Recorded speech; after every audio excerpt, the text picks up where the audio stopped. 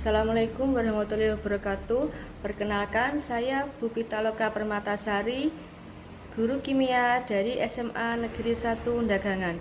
Di sini saya akan menjelaskan materi kimia kelas 11 semester 2 fase F tentang teori asam basa.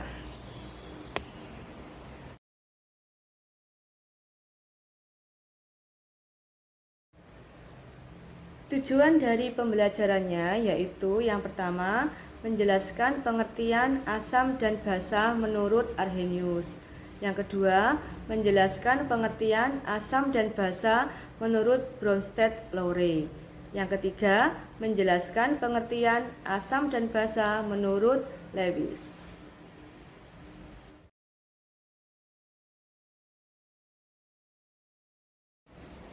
Teori asam basa yang pertama yaitu menurut Arrhenius.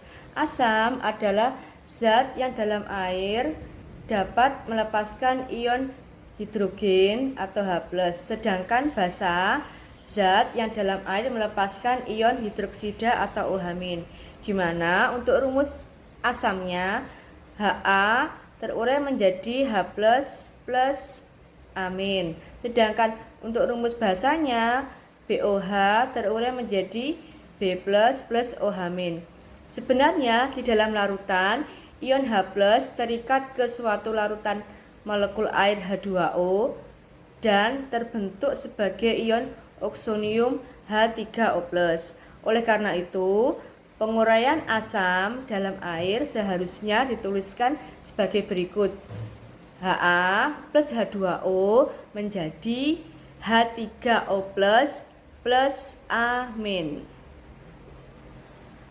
Untuk teori asam basa yang kedua yaitu menurut Bronsted-Lowry. Asam adalah spesies yang memberikan proton, sedangkan basa adalah spesies yang menerima proton pada suatu reaksi pemindahan elektron.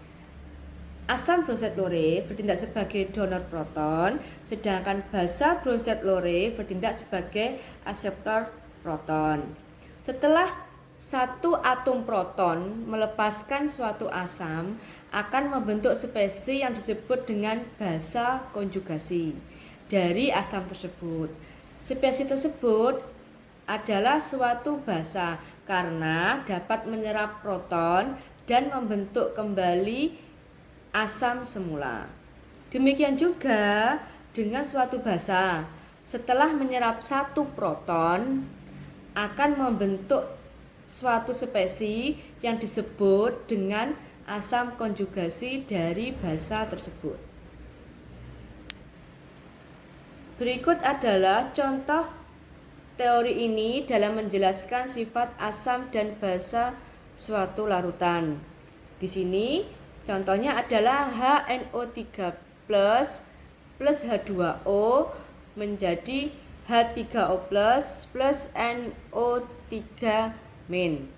Dari peristiwa transfer proton tersebut, maka masing-masing larutan dapat dijelaskan sifat asam dan basanya sebagai berikut. Perhatikan struktur berikut. HNO3 bersifat asam karena memberikan ion H+ kepada molekul H2O. Kemudian untuk H2O-nya bersifat basa karena menerima ion H+ dan dari HNO3. Sedangkan HNO3- adalah basa konjugasi dari HNO3. Berikut reaksinya. HNO3 bersifat asam terurai menjadi H+ plus NO3-. NO3- ini bersifat basa konjugasi.